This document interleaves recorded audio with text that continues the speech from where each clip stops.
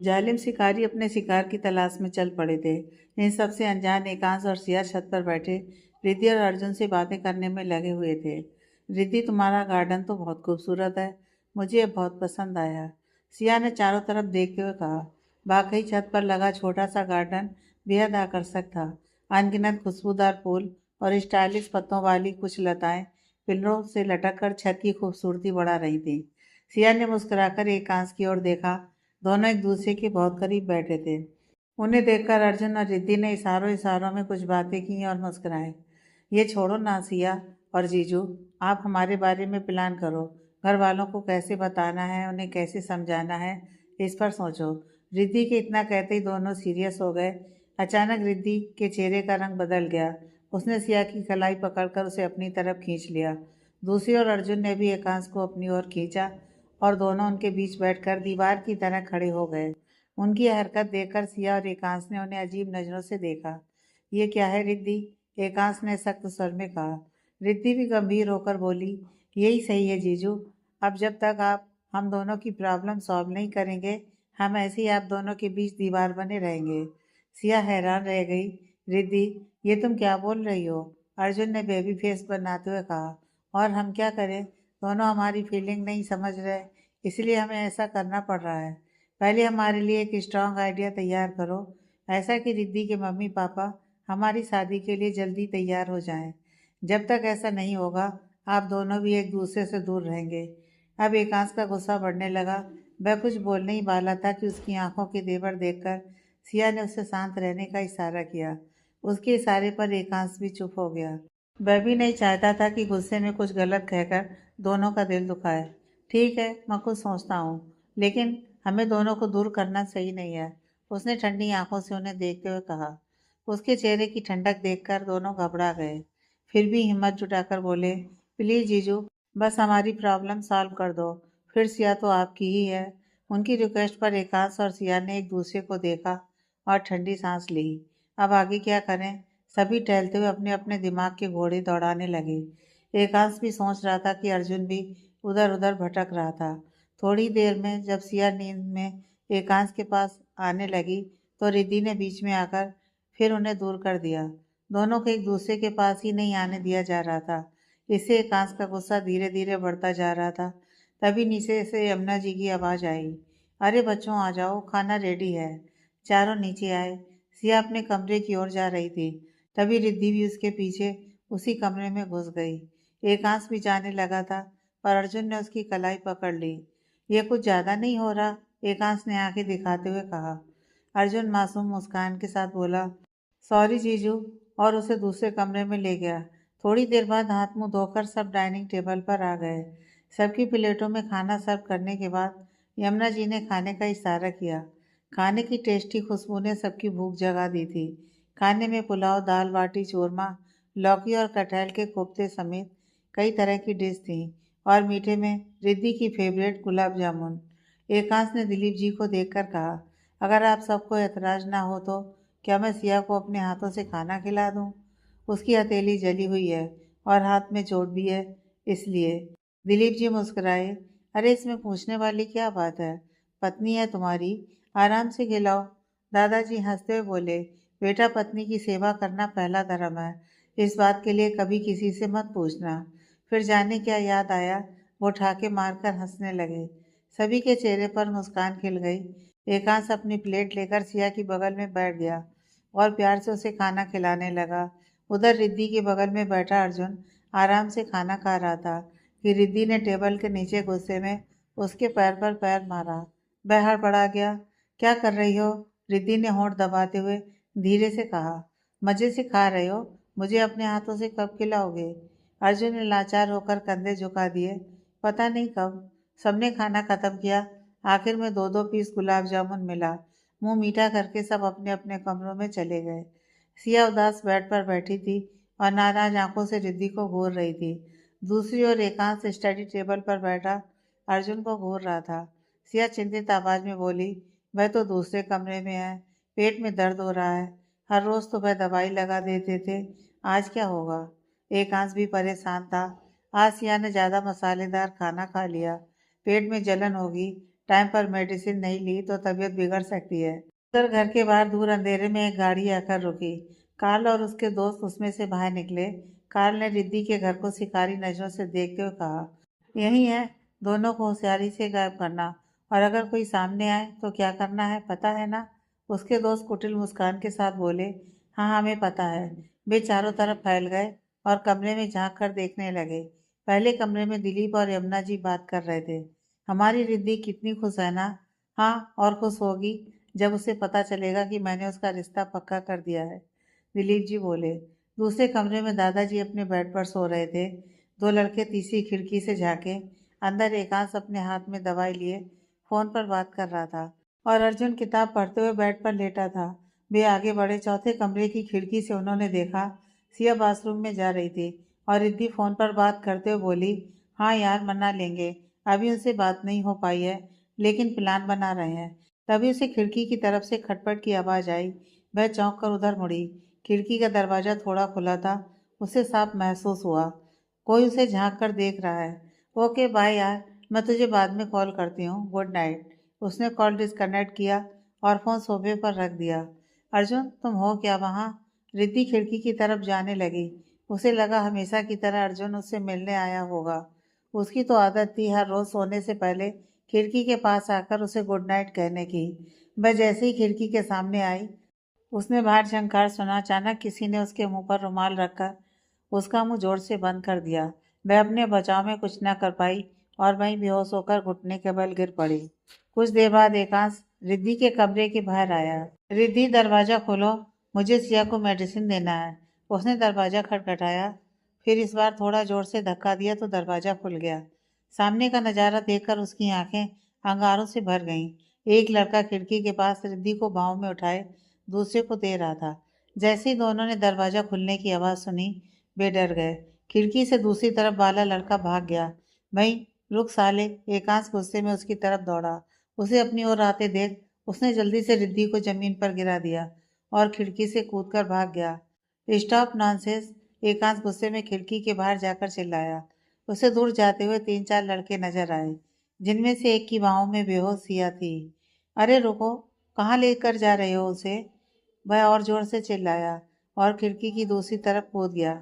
तब तक वे लड़के गाड़ी में बैठ चुके थे। सिया को बाहों में उठाए कार्ल भी गाड़ी में बैठ गया।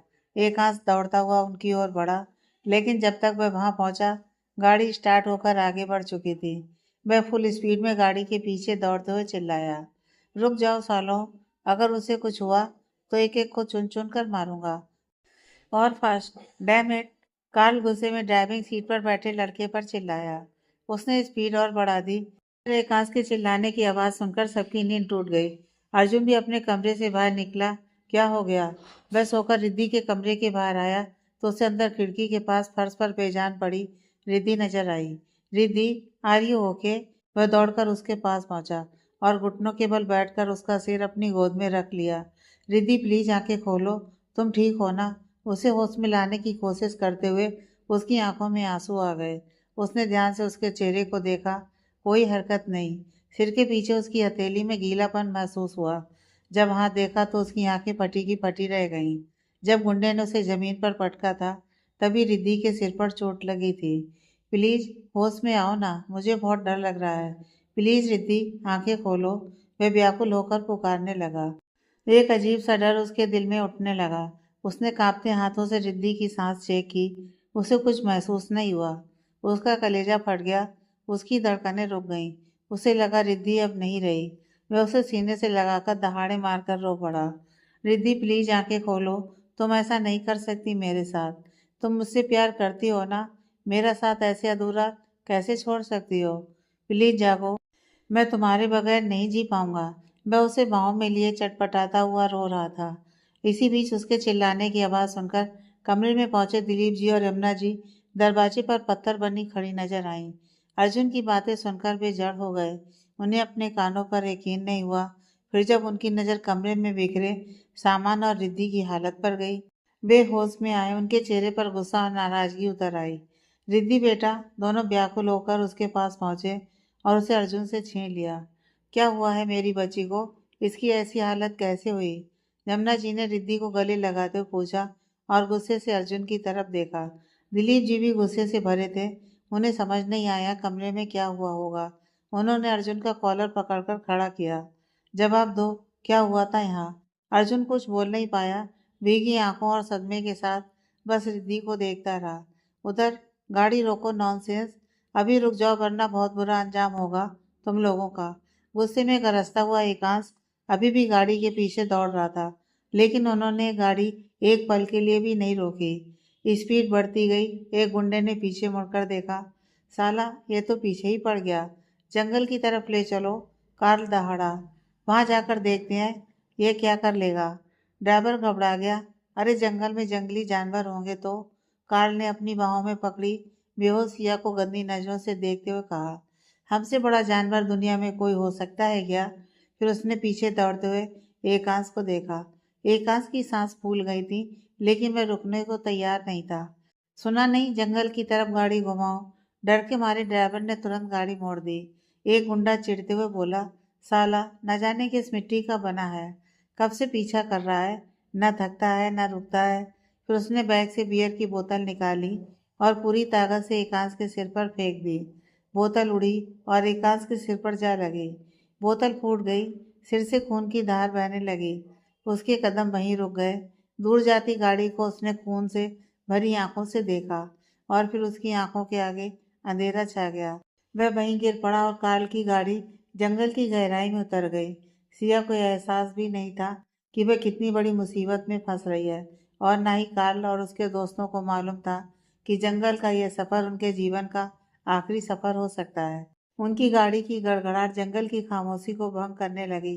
हो, मजा आ गया। साला हीरो बनने की कोशिश कर रहा था, पीछा कर रहा था हमारा। एकांश के पीछे छूट जाने पर सभी खुशी के मारे चिल्लाने लगे।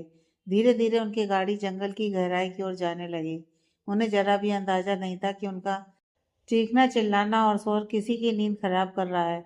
जंगल की और गहराई में अंधेरा और भी गहरा होता जा रहा था। हल्की सी आवाज भी बहुत तेज सुनाई देती थी। झींगरों और रात में घूमने वाले पक्षियों का शोर किसी नाजुक दिल वाले इंसान की धड़कन रोक देने के लिए काफी था। अंधेरे में दो लाल आंखें चमकने लगीं। पत्तों के चरमराने की आवाज आने लगी, जैसे कोई अपने शिकार की तलाश में आहिस्ते आहिस्ते आगे बढ़ रहा हो। अचानक धड़ाम की आवाज आई, जैसे कोई बहुत बड़ी और गंभीर टक्कर हुई हो। कार्ल के दोस्त, जो अब तक अपनी जीत के लिए चीख चिल्ला रहे थे, तहस नहस ओपन जीप के आसपास लहूलुहान जख्मी इधर उधर गिरे हुए थे। किसी का पूरा चेहरा खून से लथपथ था, तो किसी की टांगों की दशा खराब थी, और इन सबसे दूर कार्ल भी जख्मी लहूलुहान पड़ा हुआ था। उसकी सांसें इतनी धीमी थीं कि कहना मुश्किल था कि वह जिंदा है या मर चुका। लेकिन दूर दूर तक उसके चारों दोस्तों के अलावा सिया नजर नहीं आई।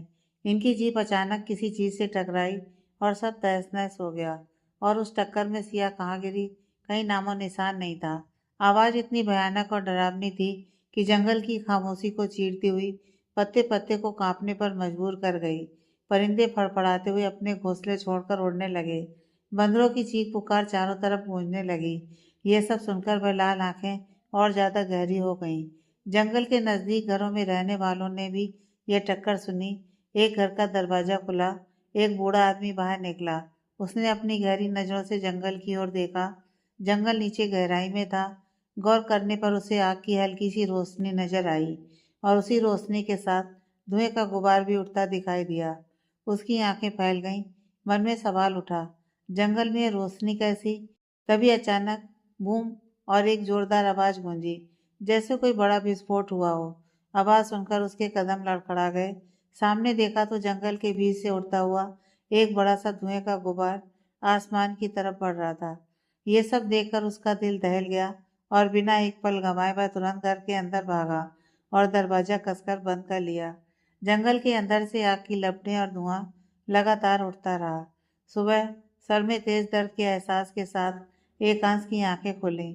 वह एक छोटे से क्लिनिक में था, जो क्लिनिक कम और घर ज्यादा लग रहा था। सिर पकड़कर वह दर्द से करा उठा। उसने आसपास देखा। पूरा कमरा पहले तो धुंधला और डोलता हुआ नजर आया। उसके सिर पर मोटी पट्टी बंधी थी। कांच के टुकड़ों से चेहरा खरोंचों से भरा था। शर्ट उसके अपने खून से पूरी तरह लाल हो चुकी थी। फिर उसकी नज़र दाईं तरफ के बेड पर गई। रिद्धि बेहोश पड़ी थी। दरवाजे पर आहट हुई। यमुना जी और दिलीप जी अंदर आए। बेटा तुम ठीक हो ना? क्या हुआ था? दिलीप जी ने उसके कंधे पर हाथ रखा। विकास को आंखें बंद होने से पहले का पूरा नजारा याद आया। उसकी आंखें गुस्से से भर उठी। बेटा सिया कहाँ है और रिद्धि की हालत कैसे हुई? हमें कुछ समझ में नहीं आ रहा। यमुना जी की आवाज कांप रही थी। एकांश उबल पड़ा। कुछ बदमाश घर में घुस आए थे।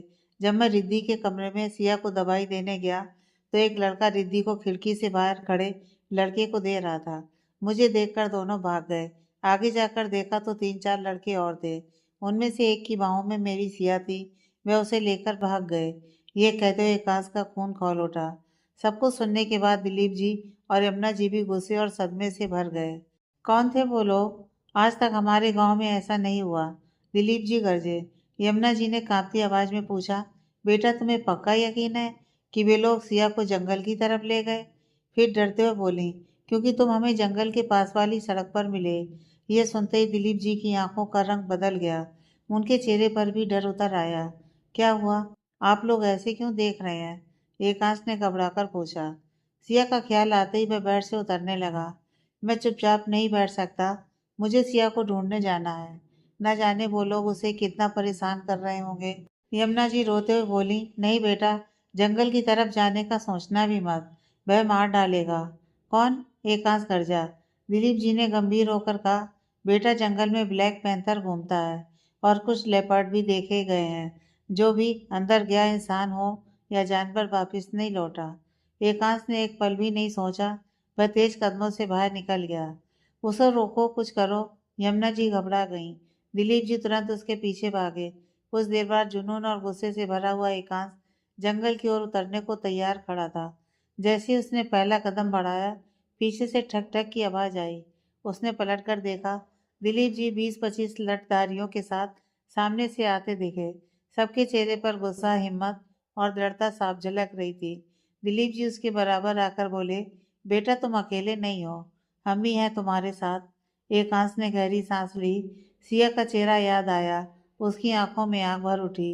मैं आ रहा हूँ सिया, तुम्हें कुछ नहीं होने दूंगा। और वह सबके साथ जंगल की गहराई में उतर गया। सिया कहाँ हो तुम? क्या तुम मेरी आवाज सुन रही हो?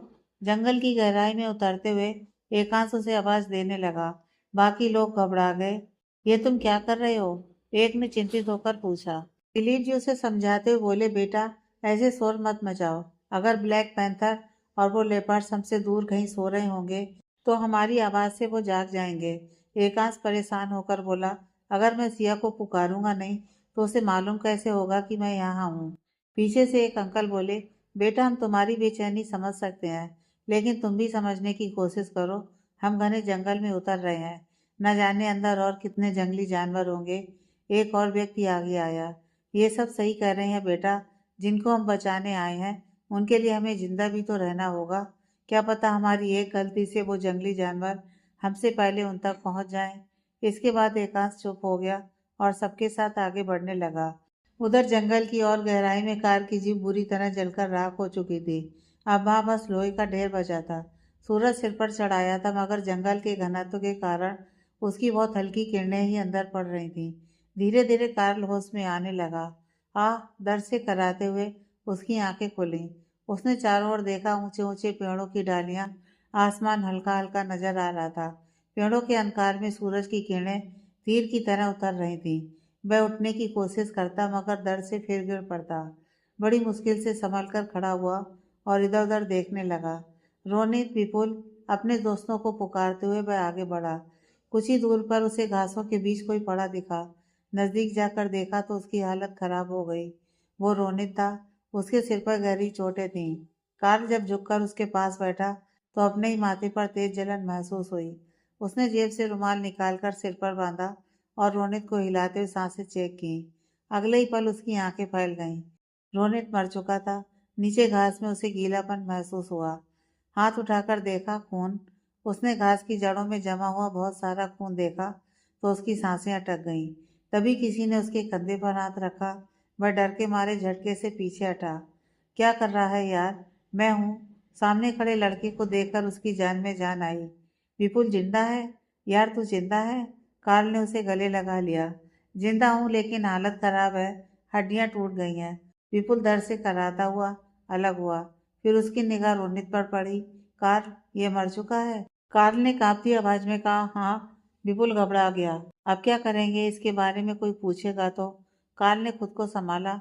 वो बाद में देख लेंगे, पहले यहाँ से निकलते हैं, बाकी लोगों को ढूंढते हैं। विपुल बोला, यार ये अध्यक्ष का बेटा है, इसके बाप को पता चला तो? ये सब बाद में देखेंगे। कार्ल ने उसे बीच में काट दिया और आगे बढ़ने लगा। अचानक विपुल के कदम रुक गए। वह अपनी जगह जम गया। यार सामने देख। कार्ल ने उधर देखा। उनकी ओपन जीप जली पड़ी थी और उससे एक कदम दूर एक जला हुआ शव। ये कौन होगा, अब्दुल या फिर राय? विपुल ने डरते हुए पूछा। मैं यहाँ हूँ। दोनों को पास ही झाड़ियों से दर्द भरी आवाज सुनाई दी। झाड़ियों के पीछे हलचल थी। कौन है वहाँ? कार्ल ने हिम्मत जुटाकर पूछा। यार मैं हूँ। हाथ बाहर आया। अंगूठी देखकर दोनों ने पहचान लिया कि वह राय था। दोनों झाड़ी हटाकर उसके पास पहुंचे। राय बुरी तरह घायल था, एक हाथ फ्रैक्चर और शायद पैर में भी चोट थी। विपुल ने उसे कसकर गले लगा लिया। थैंक गॉड यार, तू जिंदा है। हमें तो लगा कि रोनित और अब्दुल के साथ तुम भी। राय ने सुना तो उसकी आंखें फैल गईं। विपुल ने जली हुई लाश की तरफ देखा। मतलब ये लाश अब्दुल की है। राय घबरा गया। हम इनके घर वालों को क्या जवाब देंगे? पुलिस केस होगा। रोनित का बाप हमें छोड़ेगा नहीं। दोनों ने कार्ल की तरफ देखा। कार्ल बिल्कुल शांत बेफिक्र, जैसे कुछ हुआ ही नहीं। कार्ल, तुझे डर नहीं लग रहा? हम कितनी बड़ी मुसीबत में फंस गए हैं। विपुल चिल्लाया। कार्ल ने रुमाल निकालकर अपनी जख्मी कलाई बांधी और ठंडी आवाज में कहा, जिसे मारना था वो मर गया। फालतू टाइम पास मत करो। लड़की को ढूंढो, कहाँ है? राय डर गया। तेरा दिमाग खराब है?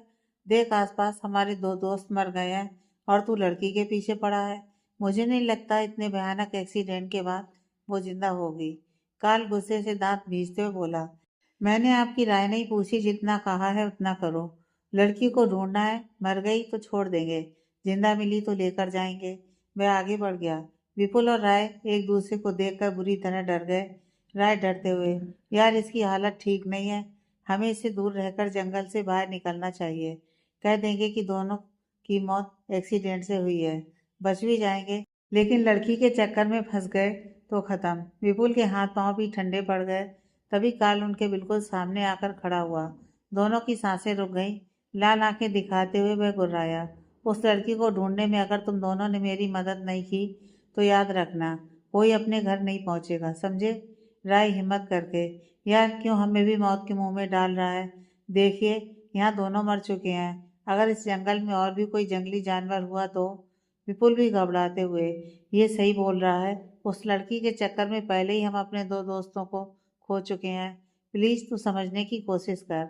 अगर जंगल की और गहराई में गए तो कहीं हम तीनों का भी काम खत्म ना हो जाए।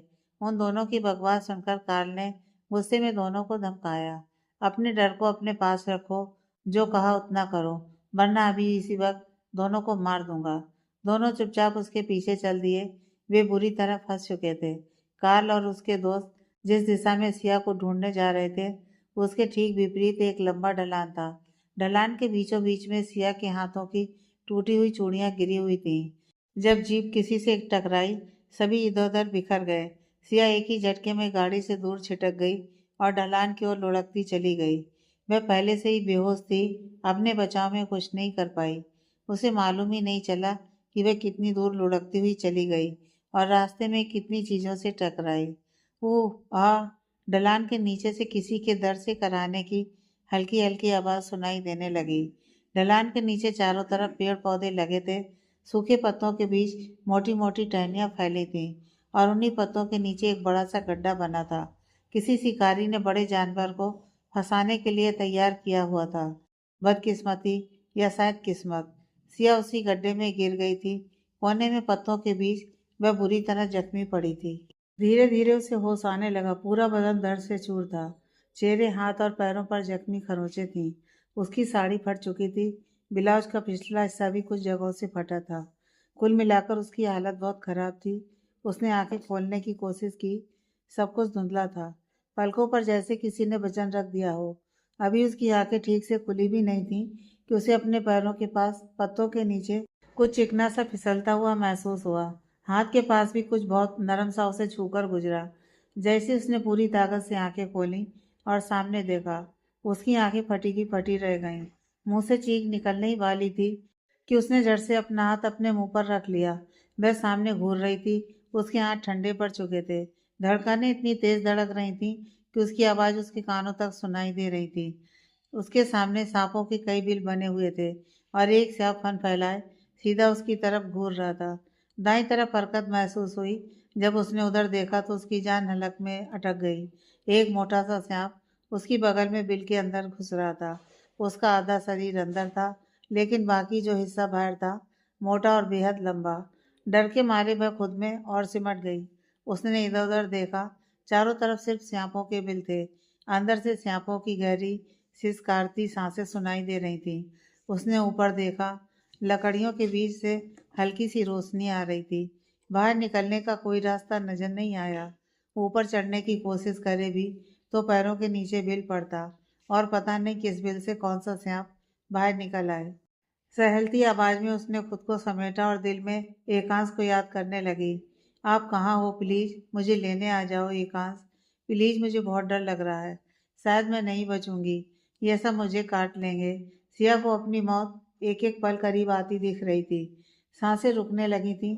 दूसरी तरफ एकांश और सभी गांव वाले तेजी से आगे बढ़ रहे थे।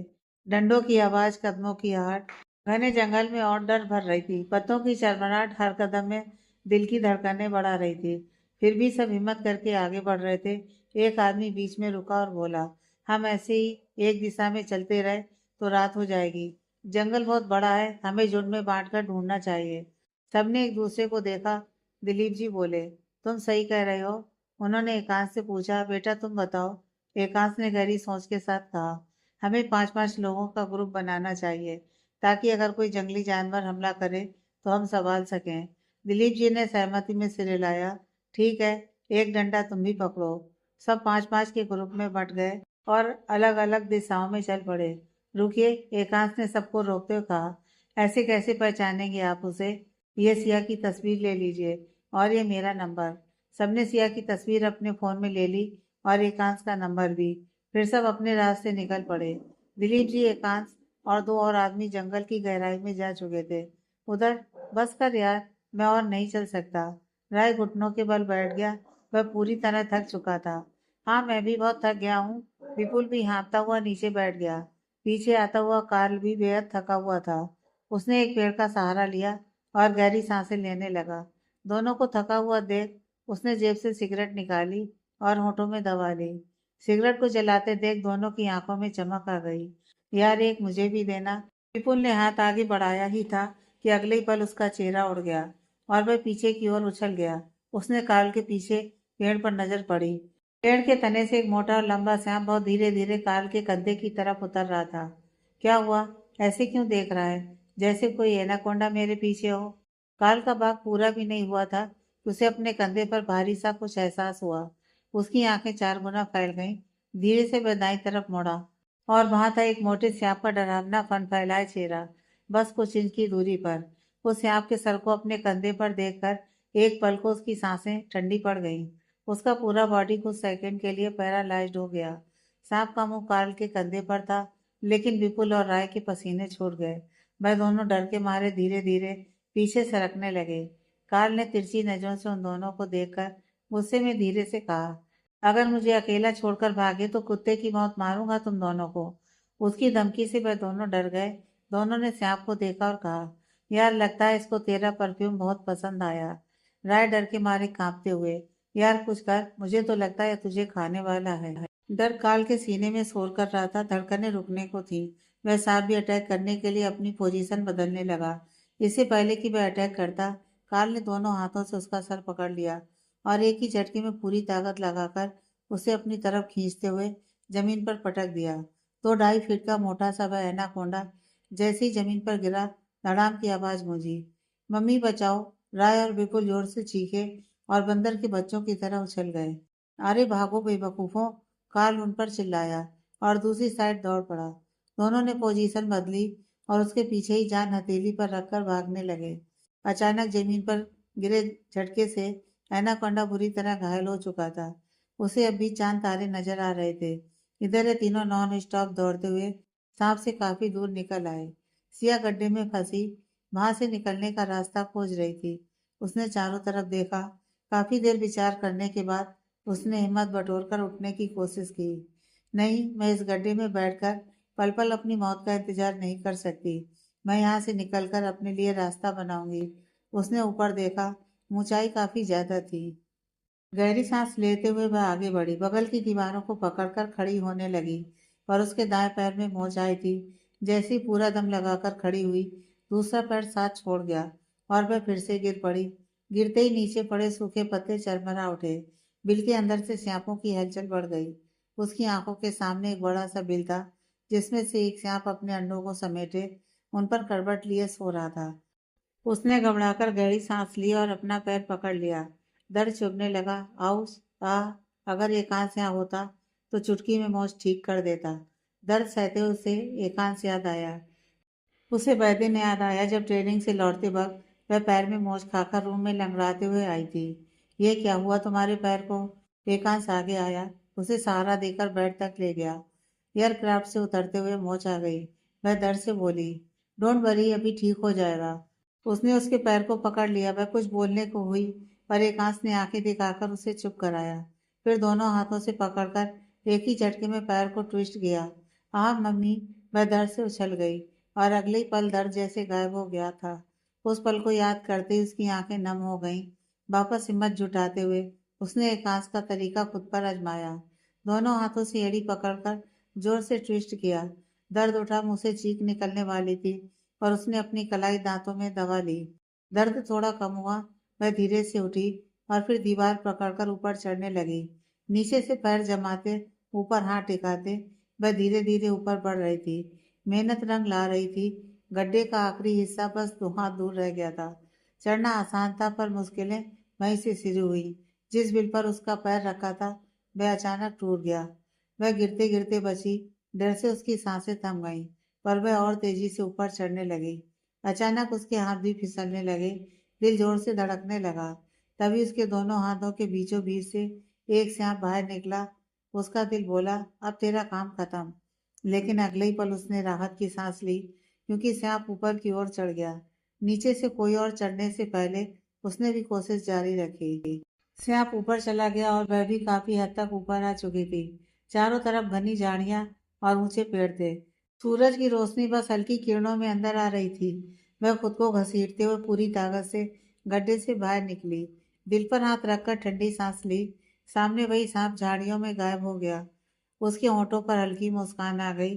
अपने दर्द को भूलकर वह आगे बढ़ने लगी। मुश्किल से 20-25 कदम ही चली होगी कि पास की झाड़ियों में हलचल हुई। कदमों की आहट सुनाई दी। उसके पैर जैसे जम गए। आंखों में डर उतर आया। अब ना जाने कौन सी मुसीबत सामने है। थैंक गॉड यार, बच गए। झाड़ियों को हटाते विपुल बाहर आया। उसके पीछे राय और फिर कार्ल। तीनों को सामने देखते ही सिया के पैरों तले की जमीन खिसक गई। सांपों की दुनिया से बाहर निकली 2-3 खूंखार भेड़िए सामने आ गए। अचानक उसकी आंखों के सामने पिछली रात का दृश्य कौन गया। वह बाथरूम से बाहर आई थी। सामने देखा 2 लड़कों ने रिद्धि को पकड़ रखा था। कौन हो तुम लोग? ये सब क्या है? वह गुस्से में बोली और रिद्धि को बचाने दौड़ी। सिया, तुम बाहर जाओ। रिद्धि का मुंह दबा था, पर वह किसी तरह बोल पाई। एकांश, प्लीज हेल्प मी।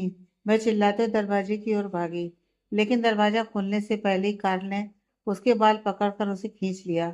एकांश, मदद करो। वह फिर चिल्लाने वाली थी कि कार्ल ने उसके मुंह पर नशीला रुमाल रख दिया।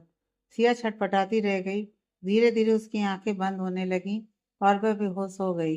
वापस वर्तमान में, राय ने सिया को शिकारी नजरों से देखते हुए कहा, यार, मौत के मुंह से निकले और हमारी शिकार खुद सामने आ गई। उसने विपुल को इशारा किया। दोनों एक साथ सिया पर झपटे, लेकिन सिया पहले ही उनकी चाल भांप चुकी थी। वह उल्टे पैर दौड़ने लगी। उनसे बचकर भागते उसने ध्यान नहीं दिया कि वह जिस गड्ढे से निकलकर भागी थी, वापस उसी की ओर जा रही है। वह तीनों भी जानलेवा होकर उसके पीछे पड़ गए थे। आगे दौड़ते हुए एकदम से सिया के कदम रुक गए। वह सामने की ओर गिरते गिरते बची। उसने देखा नीचे गड्ढे में सांप फन फैलाए बैठे थे। उसका गला सूख गया। सही वक्त पर वह दाएं तरफ मुड़ गई। 3-4 कदम आगे जाकर फिर उसने अपने कदमों को रोक लिया। मुझे चालाक हिरनी बहुत पसंद है। काल एकदम से गर्दन टेढ़ी करके उसके सामने आ गया और ठंडे स्वर में बोला, सिया की सांस रुकने लगी। वह पलटकर फिर भागने को हुई तो अब सामने राय और विपुल थे। वह उन तीनों के बीच फंस चुकी थी। अब कहाँ जाएंगी मैडम? राय ने डेविल स्माइल के साथ कहा। छोड़ो प्लीज, मुझे जाने दो। सिया जैसे ही साइड से भागने को हुई, विपुल ने उसे कसकर पकड़ लिया। राय भी उन दोनों की ओर बढ़ते हुए बोला, छोड़ना मत इसे, इसकी वजह से हमारे 2 दोस्त मारे गए। काल भी जबड़े मसलते हुए आगे बढ़ा।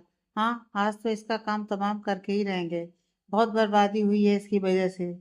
प्लीज छोड़ दो मुझे, सिया ने विपुल से रिक्वेस्ट की। उसने पलटकर सामने से आते कार्ल और राय को देखा। दोनों की आंखों में हैवानियत भरी थी। अचानक उसके दिमाग ने काम किया। उसने गौर से विपुल को देखा। उसके एक हाथ में फ्रैक्चर था, दाएं पैर में फटे हुए जूते और वो भी घायल था। उसने गहरी सांस ली और पूरा जोर लगाकर अपना पैर उसके पैर पर दे मारा। फिर पूरी ताकत से उसे धक्का दिया और उससे दूर भागने लगी। हाय साली ने मार डाला। विपुल जमीन पर गिरकर दर्द से छटपटाने लगा। राय और कार्ल ने उसकी हालत देखी, मगर फिर भी सिया के पीछे ही भागने लगे। विपुल गुस्से में चिल्लाया, अबे सालों, कैसे दोस्त हो तुम? मैं मर रहा हूँ और तुम्हें उस पर पड़ी है। यह सुनकर राय के कदम रुक गए। उसने कार्ल से कहा, तू उसे पकड़, मैं इसे देखता हूँ। ध्यान रहे वह हाथ से जानी नहीं चाहिए। सिया झाड़ियां हटाते हुए बहुत तेज भाग रही थी। कार्ल भी गुस्से में उसका पीछा करने लगा। राय विपुल के पास पहुंचा। आजा उठ। उसने उसे हाथ देकर उठाया। हाय मम्मी। लड़की दिखने में पतली दुबली है, पर दम बहुत है इसके अंदर। मेरे पैर का कचूमर निकाल दिया साली ने। विपुल कराते हुए खड़ा हुआ। ए रुक जा, वरना बहुत बुरी मौत मारूंगा तुझे, कार्ल ने दहाड़कर धमकी दी। दौड़ते हुए सिया ने उसकी तरफ मुड़कर देखा। ध्यान भटकने से उसके पैर लड़खड़ा गए। वह गिरते गिरते बची, फिर संभल कर भागने लगी। लेकिन अब उसका शरीर जवाब देने लगा था। वह बहुत थक चुकी थी। पीछे आ रहा कार्ल भी थका हुआ था, मगर हार मानने को तैयार नहीं था। सिया जानती थी कार्ल के हाथ लगना मतलब बर्बादी। आगे उसे सामने 2 रास्ते दिखे। एक तरफ खुला मैदान, दूसरी तरफ घनी झाड़ियां। उसके दिल ने कहा, मैदान में गई तो ज्यादा देर तक दौड़ नहीं पाएगी। उसने अपनी जख्मी पैरों की तरफ देखा, घायल, खून से सने, कांपते हुए। इसलिए दूसरा विकल्प चुना। वह घनी झाड़ियों में घुस गई। उसे ऐसे झाड़ियों में गायब होते देख कार्ल बौखला गया। अरे रुक जाती, कहाँ भाग रही है? झाड़ियों के बीच से सिया मुश्किल से ही दिख रही थी। अब तो वह और गहराई में घुस गई थी। कार्ल चिल्लाया, तुझे क्या लगता है ये मामूली पेड़ पौधे तुझे बचा लेंगे? झाड़ियों में छुपकर कोई फायदा नहीं, यहीं पकड़कर तुझे। इसके आगे उसने बहुत गंदी बात कही। उसे सुनकर झाड़ियों में भागती सिया के कदम रुक गए। उसका चेहरा गुस्से से लाल हो गया। उसने दोनों हाथों की मुट्ठी बांध ली। नमन अपनी चाल में कामयाब हो गया था। उसका मैं कुछ नहीं बिगाड़ पाई, लेकिन अब जिसने भी मेरी इज्जत पर दाग लगाने की कोशिश की, मैं उसे खत्म कर दूंगी। कहाँ गई तू? बाहर निकल, वरना अच्छा नहीं होगा तेरे साथ। कार्ल झाड़ियों से बाहर आकर रुका। वह खुद इतना थक चुका था कि सांसें लड़खड़ा रही थीं। वह घुटनों पर हाथ रखकर झुक गया और गहरी सांसें लेने लगा। तभी सन एक धारदार पत्थर सीधा उसके सिर पर आकर लगा। आह! वह पीठ के बल गिर पड़ा। माथे से खून बहने लगा। खून को देखकर उसकी आंखें लाल हो गईं। उसने झाड़ियों की ओर देखा। वहां सिया खड़ी थी, हाथ में एक और पत्थर लिए। सिया दहाड़ी, नाली के कीड़े, क्या कहा था तूने, घटिया इंसान? फिर उसने पूरी ताकत से दूसरा पत्थर कार्ल के सीने पर दे मारा। कार्ल दर्द से चीख उठा। उसकी चीख जंगल के सन्नाटे को चीरकर पूरी गहराई में फैल गई। उसकी यह चीख एकांश तक नहीं पहुंची, क्योंकि वह अब भी जंगल के बाहरी हिस्से में था। उधर की गहराई में वो लोग अभी पहुंचे ही नहीं थे। कार्ल गुस्से में झल्लाया, मेरे घायल होने का फायदा उठा रही है? हाथ में पत्थर लेकर खुद को झांसी की रानी समझने लगी है। सिया दूर खड़ी उसे घूर रही थी। उसने कहा, अभी तो तुझे छोटा सा जख्म दिया है। जो गंदी बात तूने मेरे लिए कही, उसके बदले तो तेरा सिर भी फोड़ दूं तो कम है। कार्ल भी गुस्से में जमीन का सहारा लेकर उठने लगा। सिया ने फिर जमीन से दूसरा पत्थर उठा लिया। वह उसे फेंकने वाली थी कि अचानक पीछे से विपुल और राय आ गए। अरे रुक! उन्हें देखकर सिया डर गई। उसने पत्थर वहीं फेंक दिया और झाड़ियों में भाग गई। कार्ल चिल्लाया, जा उसके पीछे जा, उसे छोड़ना मत। दोनों झाड़ियों में घुस गए। सिया उनसे काफी दूर निकल चुकी थी, लेकिन उसे अंदाजा नहीं था कि वह और खतरे की तरफ बढ़ रही है। अब वह बहुत थक चुकी थी, सांस टूट रही थी, पर वह फिर भी नहीं रुकी। आगे झाड़ियां और घनी होती गईं, ऊंचे ऊंचे पेड़, मोटी पत्तियां, सूरज की रोशनी गायब। जब वह आखिरकार रुककर घुटनों के बल गिर पड़ी, उसने चारों ओर देखा। चारों ओर भयावह सन्नाटा था। ऊपर से एक भी किरण नहीं आ रही थी। दिन में भी वहां रात जैसा माहौल था। उसकी आंखें डर से भर गईं। ये कैसी जगह है? दिन में भी यहाँ रात जैसा अंधेरा क्यों है? तभी उसे दूर से पत्तों के चरमराने की आवाज सुनाई दी। उसे लगने लगा जैसे दूर से कोई आहिस्ते आहिस्ते उसकी तरफ आ रहा है। उसका गला सूखने लगा। दिल की धड़कनें बढ़ने लगी। उसने चारों तरफ बड़े गौर से देखा। कोई हलचल दिखाई नहीं दे रही थी। सब कुछ एकदम शांत था। लेकिन यही शांति डर को और गहरा कर रही थी। अचानक झाड़ियों के उस पार एक गुफा जैसा नजर आया। उसने आंखों को सिकोड़कर गौर से वहां देखा। वहां उसे वही दो लाल आंखें दिखाई दी। उसका खून जम गया। अब बोल कहाँ जाएगी? पीछे से राय के गुस्से और थकावट से भरी आवाज सुनाई दी।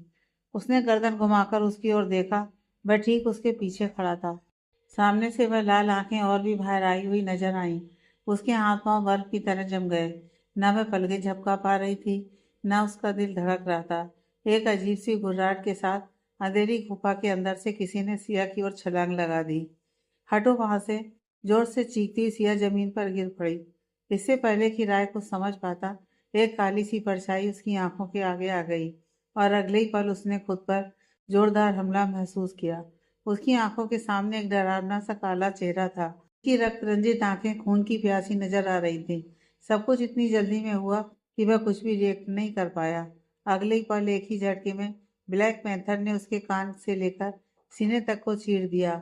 हाँ, उसकी दर्दनाक चीख जंगल के कोने कोने तक गूंज उठी। नहीं, सिया उसके सबसे करीब थी। उसकी चीखें सुनकर उसकी भी रूह कांप गई, जैसे उसके कानों के पर्दे फट गए हों। उसने पलटकर उसकी ओर देखा। ब्लैक पैंथर बुरी तरह राय को चीर फाड़ रहा था। उसकी दर्दनाक सिसकियां सुनकर सिया के पसीने छूट गए। उसके जोर से धड़कते दिल ने बस एक ही बात कही, भाग सिया भाग। उसने एक पल की भी देरी नहीं की। मन में जितनी भी जान बाकी थी सब बटोर कर वह सिर पर पांव रखकर भागने लगी। इस बार भी उसने मैदानी इलाका छोड़कर झाड़ियों के अंदर घुसना ही सही समझा। राय की दर्दनाक चीखें अभी जंगल की आत्मा तक को कपा रही थी। वह छटपटा रहा था, लेकिन अफसोस उसकी मदद के लिए कोई कुछ नहीं कर सकता था। ब्लैक पैंथर न जाने कब से भूखा था। दो तीन ही हमलों में उसने राय को खत्म कर दिया। कार्ल, प्लीज रुक, आगे मत जा। विपुल को जब राय की दर्दनाक चीखें सुनाई दी तो उसके आगे बढ़ते कदम बर्फ की तरह जम गए। कार्ल भी उन चीखों को सुन पा रहा था। उसकी आत्मा तक कांप उठी। उसने डरी हुई नजरों से चारों ओर देखा। विपुल डरते हुए बोला, मुझे नहीं लगता ये आवाज किसी इंसान की है। कितनी दर्दनाक है। दूसरी तरफ, रुक जाओ। राय की चीखें सुनकर एकांश के कदम भी ठिठक गए। उसके साथ चल रहे गांव वालों ने भी अपने कदम रोक लिए। जंगल की गहराई में अलग अलग ग्रुप में आगे बढ़ रहे सभी लोग वहीं ठहर गए। दिलीप जी घबराकर बोले, लगता है किसी जानवर ने किसी को अपना शिकार बना लिया है। एकांश ने आसपास देखते हुए कहा, लेकिन ये सिया की आवाज नहीं है, और कोई है। इतना कहकर उसने डंडे को मजबूती से अपने हाथ में पकड़ा और आगे बढ़ने लगा।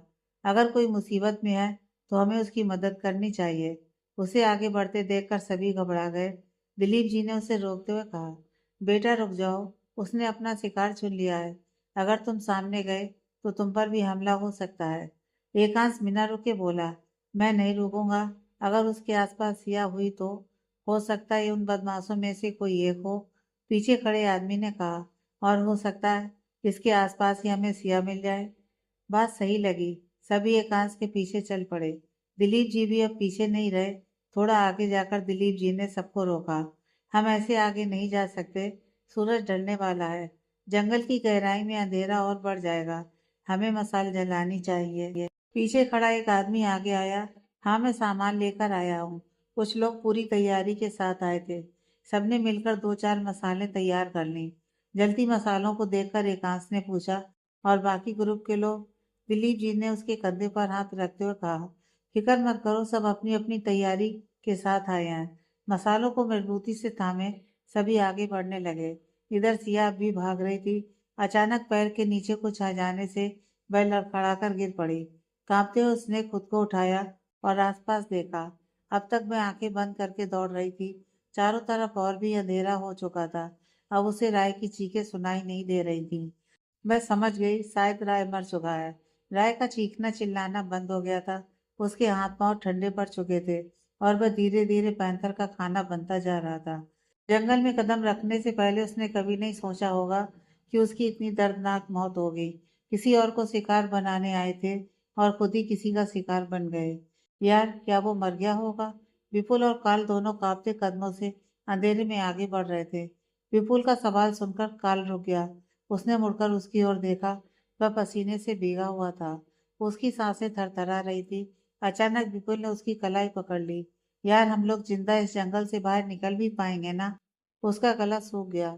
रुकती सांसों के साथ बोला, मैं इतनी जल्दी मरना नहीं चाहता। मैं तो बस मस्ती करने आया था। काल की आंखों में देखते हुए वह बोला, यार, अभी मरने की उम्र थोड़ी है मेरी।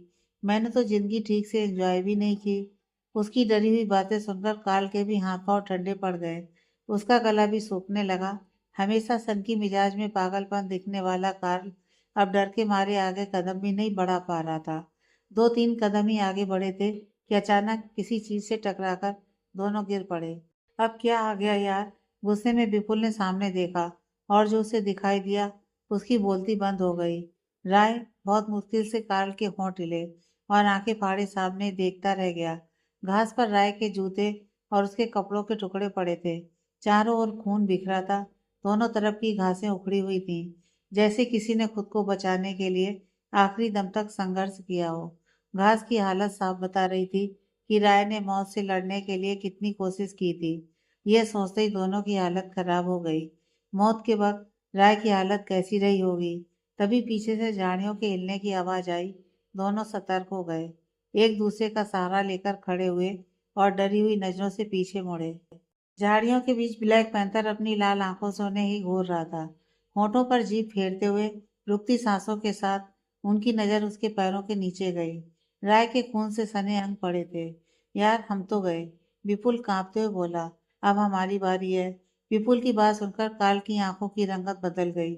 उसने सामने ब्लैक पैंथर को देखा, फिर धीरे धीरे विपुल की ओर मुड़ा। नहीं, मैं इतनी जल्दी मरने वाला नहीं हूँ, उसने शैतानी मुस्कान के साथ कहा। विपुल घबराकर बोला, तो फिर चल भाग। वह तुरंत मुड़कर भागने ही वाला था कि अचानक उसके कदम रुक गए। पीछे से कार्ल ने उसके कॉलर को कसकर पकड़ लिया था। ये तू क्या कर रहा है? विपुल घबराकर उसकी ओर मुड़ा। कार्ल की आंखें कुछ और ही चमक रही थीं। निर्दयी, क्रूर। तू कहीं नहीं जा सकता, उसने उसकी आंखों में देखते हुए कहा।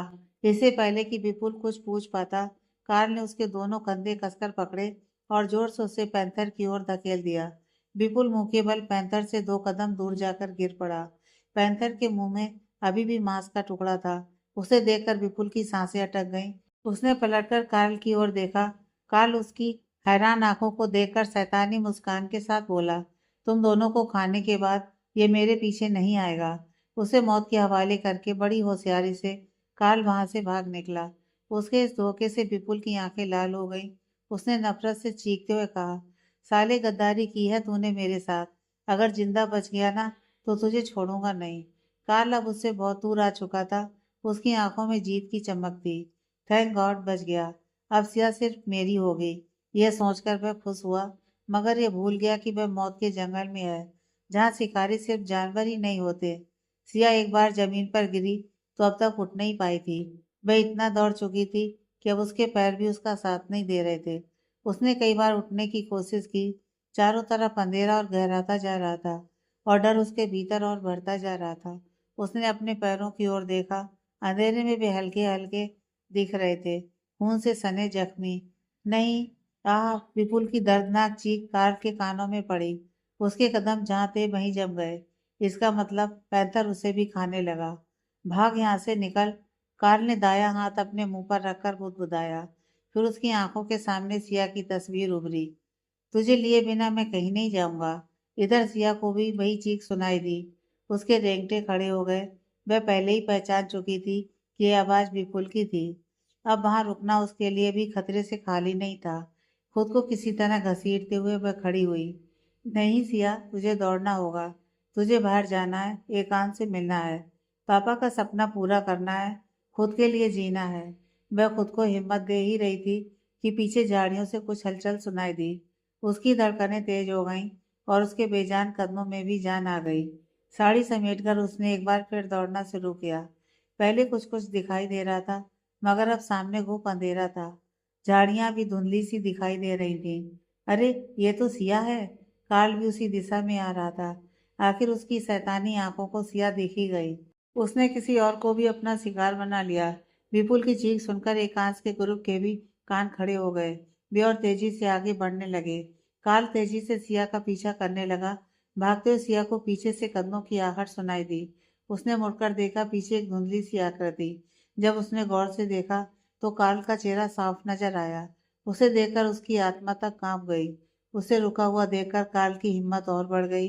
अगर भागने की कोशिश की ना, वह गुस्से में चिल्लाया, तो मार डालूंगा तुझे। उसकी धमकी से सिया होश में आई। अपनी गलती समझते हुए वह फिर मुड़कर दौड़ पड़ी। आगे जंगल का घनत्व बढ़ता जा रहा था। उसकी आंखों के सामने अंधेरा छाता जा रहा था। वह बस जान बचाकर भाग रही थी। सिया, रुक जा, अगर पकड़ लिया ना तो छोड़ूंगा नहीं। काल धमकियां देता हुआ पीछा करता रहा। धीरे धीरे वह उसके काफी नजदीक आ गया। उसे न रुकते देख उसने उसके बाल पकड़ने की कोशिश की, मगर हाथ खाली रह गए। तभी उसकी नजर सिया के पल्लू पर पड़ी। सिया एक झटके में उसकी ओर खिंच गई, मगर इससे पहले कि वह उसे दबोच पाता, उसका बैलेंस बिगड़ा और वह दूसरी तरफ लुढ़क गई। काल की बदकिस्मती से नीचे की ढलान बहुत तेज थी। सिया लुढ़कती हुई नीचे गिरती चली गई। काल ने पल्लू को पकड़ने की पूरी कोशिश की, मगर वह उसके हाथ से फिसल गया। जिस रफ्तार से सिया नीचे जा रही थी, वह इतना डर गई कि उसके मुंह से आवाज तक नहीं निकली। काल वहीं खड़ा पत्थर की मूरत बना अंधेरी ढलान में देखता रह गया। वह बहुत पहले उसकी आंखों से ओझल हो चुकी थी। एकांश अपने ग्रुप के साथ मसाले पकड़े आगे बढ़ रहा था। अचानक उसे ऊपर की तरफ से कुछ अजीब सी आवाज सुनाई दी। उसके साथ पीछे आ रहे 5 लोग भी रुक गए। सभी सतर्क हो गए। कहीं आसपास कोई जंगली जानवर तो नहीं। सब 2 कदम पीछे हट गए। ऊपर से ढेर सारे पत्ते गिरने लगे। कोई कुछ बोल पाता उससे पहले ही ऊपर की ढलान से लुढ़कती हुई सिया एकदम से उनके सामने आ गिरी। पहले तो सभी चौकन्ने होकर पीछे हटे। फिर जब मसाले आगे की गईं, तो पत्तों में लिपटी खून से सनी सिया दिखाई दी। सिया, मसाल वहीं पटक कर एकांश दौड़ता हुआ उसके पास घुटनों के बल बैठ गया। सिया, तुम ठीक हो? सिया बुरी तरह जख्मी हो चुकी थी। पीछे खड़े लोग मसाले लेकर पास आए। एकांश ने उसका सिर उठाकर अपनी गोद में रख लिया। सिया, प्लीज आंखें खोलो। वह उसके गाल थपथपाने लगा। फिर उसकी नजर उसके अस्त व्यस्त कपड़ों पर गई। उसने तुरंत उसे अपनी बाहों में समेटा, उसके कपड़े ठीक किए और उसे गोद में उठाकर खड़ा हो गया। अचानक आसपास हलचल मच गई। जंगली जानवरों की आवाजें आने लगीं। सब एक जगह इकट्ठे हो गए। दिलीप जी ने सतर्क करते हुए कहा, लगता है जंगली जानवरों को इंसानों की गंध मिल गई है। वे इसी तरफ आ रहे हैं। उनमें से एक ने घबराकर पूछा, अब हम जंगल से बाहर कैसे निकलेंगे? दूसरे ने सामने डरी हुई नजर से देखते हुए कहा, बाहर निकलने का बाद में सोचना, पहले जिंदा रहने के बारे में सोचो।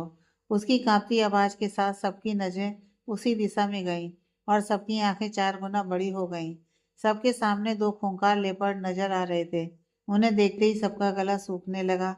ऐसे डरने से काम नहीं चलेगा। दिलीप जी ने अपने डर को दबाते हुए हिम्मत बटोर कर कहा, एकांश और सिया को गोल घेरे में ले लो। उनकी बुलंद आवाज सुनकर सबके अंदर हिम्मत जाग उठी। सबने मसाले आगे करते हुए एकांश और सिया को चारों तरफ से घेर लिया। इंसानों के हाथ में सुलगती मसाले देखकर लेपर्ड डरकर पीछे हटने लगे।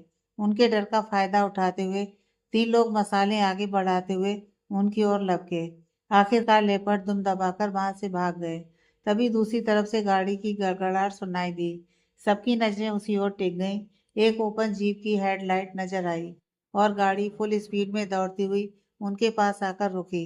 जब हेडलाइट की रोशनी धीमी हुई तो सबकी नजर ड्राइविंग सीट पर गई। वहां अर्जुन बैठा था। जीजू, आ जाइए, उसने एकांश को देखकर इशारा किया। एकांश मुस्कुराया और सिया को अपनी बाहों में समेटे पैसेंजर सीट पर आकर बैठ गया।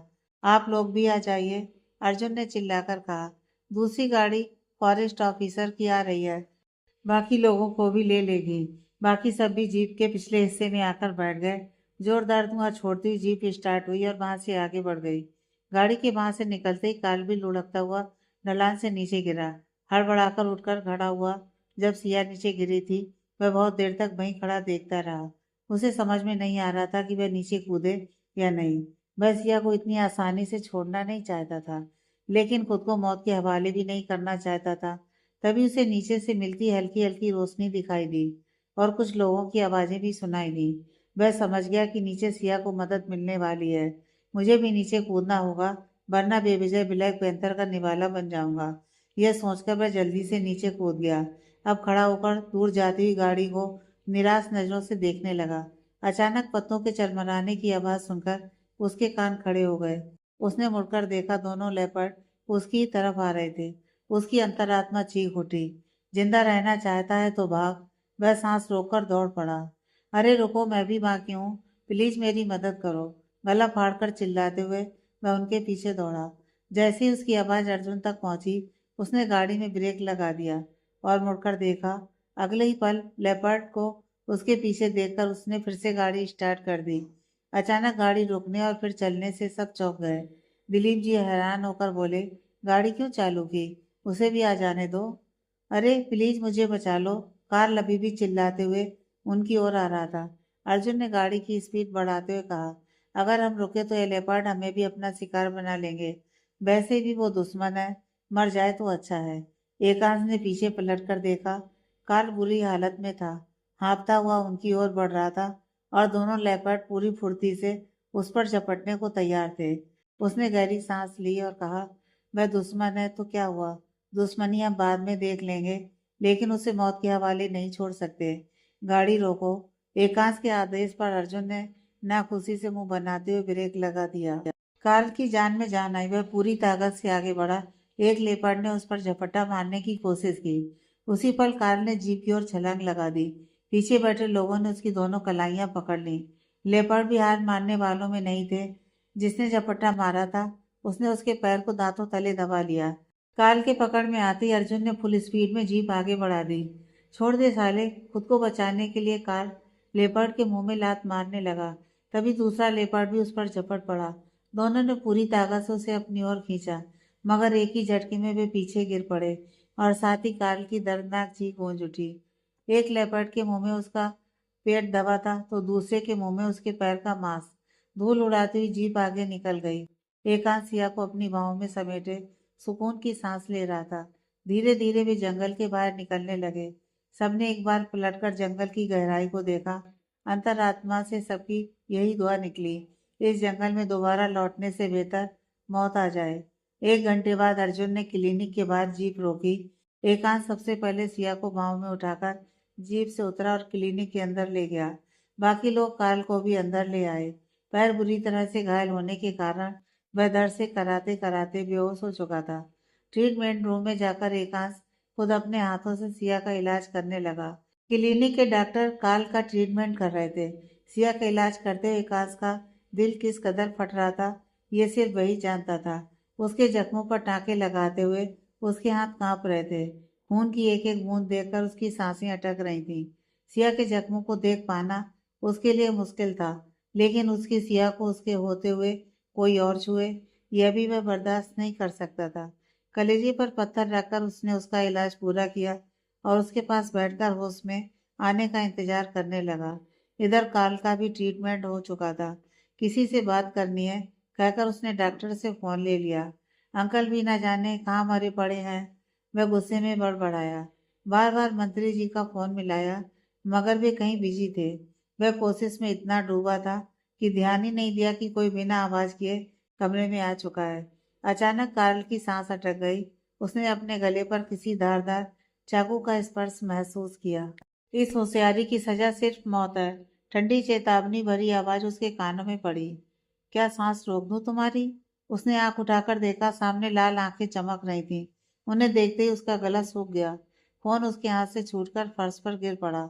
वह और कोई नहीं, एकांश था। अपनी शैतानी अंदाज में वह उसकी आंखों के सामने झुका हुआ उसे घूर रहा था। कार्ल ने भी लाल आंखों से उसे देखा। तो तू है सिया का पति? एकांश उसकी आंखों के और नजदीक आकर बोला, हाँ, और मैं हर उस इंसान का दुश्मन हूँ जिसकी बुरी नजर मेरी सिया की ओर उड़ती है। यह सुनकर कार्ल के होठों पर डेविल स्माइल आ गई। तू कोई हीरो नहीं है डॉक्टर, एक मामूली इंसान है। और जानता है तूने नमन को घायल करके किससे पंगा लिया है? उसी अंदाज में उसकी नजरों में नजरें डालते हुए एकांश बोला, मैं क्या हूँ ये तू जानता नहीं है। और रही बात पंगा लेने की, बेटा वह तो तूने खुद ले लिया है। फिर खूनी आंखों से देखते हुए एकांश ने चाकू का दबाव उसके गले पर बढ़ा दिया। यह मेरी पहली और आखिरी चेतावनी है। अगर मेरी सिया के आसपास भी दिखाई दिया तो तुझे नमन की तरह मौका नहीं दूंगा। सिर्फ तेरी सांसें रुकेंगी। जिस अंदाज में एकांश ने उसे धमकी दी, कार्ल कुछ बोल नहीं पाया। बोलने की कोशिश की मगर शब्द गले में ही अटक गए। एकांश ने चाकू का दबाव और बढ़ा दिया। उसके गले की चमड़ी कट चुकी थी और खून बहने लगा। फिर एकांश ने सनकी अंदाज में चाकू उसके चेहरे के आगे किया और उस पर लगे खून को अपनी उंगली में लेकर दो उंगलियों के बीच ऐसे मसलने लगा जैसे उस चिपचिपेपन को महसूस कर रहा हो। उसे अजीब नजरों से देखते हुए बोला, तेरा खून बहुत पतला है, मतलब ऊपर से शेर दिखता है, अंदर से तू गीदड़ है। यह सुनकर काल के जबड़े कस गए। एकांश ने उसके सिर पर हाथ फेरते हुए उसके चेहरे के करीब झुककर उसकी आंखों में देखा। उम्मीद है तू मेरी पहली और आखिरी चेतावनी याद रखेगा। एकांश की बातें सुनकर कार्ल गुस्से में उबल रहा था, मगर अफसोस वह कुछ भी नहीं कर सकता था। गलती से भी तेरी जुबान खुली या तूने सिया की तरफ देखने की गलती की तो दुनिया की कोई ताकत तुझे बचा नहीं पाएगी, समझे प्यारे। एकांश ने प्यार से उसके गाल को थपथपाया और पलटकर चला गया। कार्ल गुस्से में उबलता हुआ बस उसे देखता रह गया, कुछ भी ना कर सका। फिर उसने गहरी सांस ली। अनिरुद्ध ने सही कहा था कि मुझे भी बड़ा पागल है तू। ओके, अब देखते हैं कौन किस पर भारी पड़ता है। यह कहकर वह पागलों की तरह हंसने लगा और उसकी आंखें शैतानियत से भरी हुई थीं। Next part.